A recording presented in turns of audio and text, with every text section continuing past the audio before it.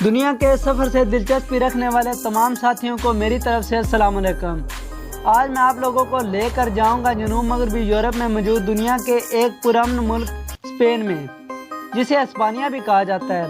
ہزاروں سالوں سے قدیم اس ملک میں بے شمار قوموں نے اپنا عروج و زوال دیکھا۔ کئی حکمران یہاں آئے اور کہیں گئے، لیکن جو ترقی اسپین نے مسلمانوں کے دور میں کی، بے شک آج کے اسپین کی ترقی کے پیچھے صدیوں پرانا وہی ہاتھ ہے۔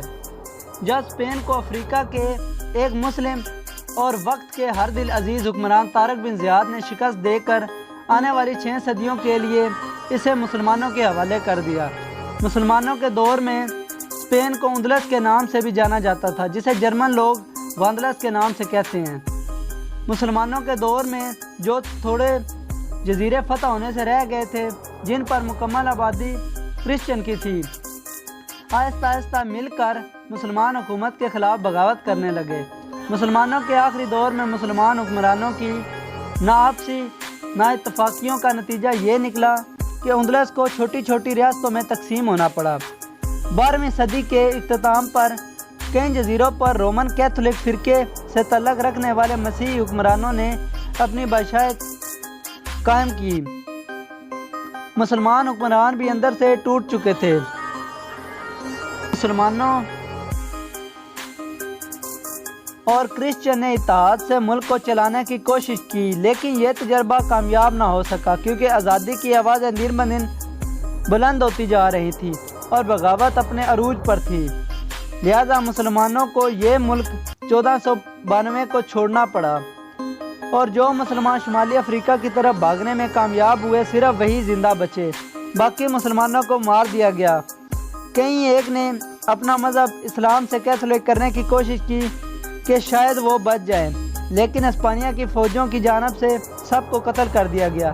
آنے والے 50-60 سالوں میں مسلمانوں کی تعداد آبادی کا 5% بھی نہیں رہ گئی۔ اسپین نے مسلمانوں کے بعد بے شمار ممالک پر حکومت کی۔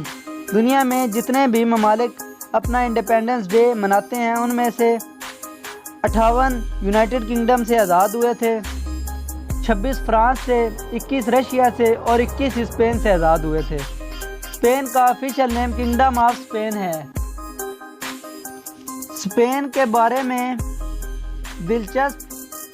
دلچسپ و عجیب معلومات کا ذکر کرنے سے پہلے تمام نئے آنے والے دوستوں سے گزارش ہے، اگر ابھی تک آپ نے میرا چینل سبسکرائب نہیں کیا تو میرے چینل کو سبسکرائب کر لیں۔ اسپین دنیا کا ایسا ملک ہے جس کے قومی ترانے میں کوئی بھی لفظ نہیں ہے، بلکہ یہ صرف ایک ساز پر مشتمل ہے۔ اسپین دنیا کا پہلا ایسا ملک ہے جس نے ہوا سے بجلی پیدا کرنے کے لیے ٹربائن کا استعمال کیا۔ ریئل میڈرڈ اور بارسلونا کی فٹ بال ٹیمیں، جنہوں نے فٹ بال کی دنیا میں تباہی پھیلا رکھی ہے، دونوں اسپین میں موجود کلبوں کی ٹیمیں ہیں۔ 5,05,952 مربع کلومیٹر رقبے کے ساتھ یورپ کا چوتھا بڑا ملک ہے، جبکہ دنیا کا 51واں بڑا ملک ہے، جس کی سرحدیں France, Portugal, Morocco, Andorra, Gibraltar سے ملتی ہیں۔ موراکو ایک افریقی ملک ہے، اور اسپین یورپ کا واحد ایسا ملک ہے جس کی کوئی ایک سرحد افریقی ملک سے لگتی ہے۔ اسپین میں سازودارا فیملیا چرچ ہے، جو بارسلونا میں موجود ہے۔ پچھلے 130 سالوں میں تعمیر کا کام جاری ہے، اور امید کی جاتی ہے کہ یہ کام 2026 تک مکمل ہو جائے گا۔ اس کا آرکیٹیکچر بہت ہی کمال کا ہے۔ یہی وجہ ہے کہ ہر سال لاکھوں سیاح اسے دیکھنے آتے ہیں۔ دنیا کا سب سے پرانا لائٹ ہاؤس ٹاور آف ہیرکولس، جسے پہلی صدی عیسوی میں تعمیر کیا گیا تھا، آج بھی اسپین میں موجود ہے، اور آج بھی اس کا استعمال کیا جاتا ہے۔ پہلا ڈیجیٹل پریس، یورپ کا پہلا پرنٹنگ پریس ڈیوائس اسپین میں ہی 1454 میں بنایا گیا تھا، جب اسپین پر مسلمانوں کی حکومت تھی۔ ماڈرن سرجری کا فادر ابن قاسم ازباروی کو مانا جاتا ہے، جس نے 1200 اوزار سرجری کے لیے بنائے تھے۔ اس کے علاوہ پیداوار ساؤنڈ اسپین میں ہی ایک مسلم سائنسدان نے بنائی تھی۔ سیفیر اور جھاڑو کی ایجاد اسپین میں ہی ہوئی تھی۔ 1900 سال پہلے تعمیر ہونے والے دورن ڈیم آج بھی اسپین میں استعمال ہو رہے ہیں۔ اسپین نے بے شک ورلڈ وار 1 یا 2 میں حصہ نہیں لیا تھا، مگر اسپین میں 1936 سے 1939 تک ہونے والی سول وار نے بے تحاشا تباہی مچائی تھی۔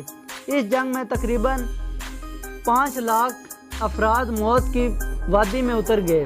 2010 میں فیفا ورلڈ کپ جیتنے والے اس ملک کا قومی کھیل بھی فٹ بال ہے، جو رومن دور سے کھیلا جاتا ہے۔ فٹ بال کے علاوہ باسکٹ بال، سائیکلنگ، ہینڈ بال بھی شوق سے کھیلی جانے والی کھیلیں ہیں۔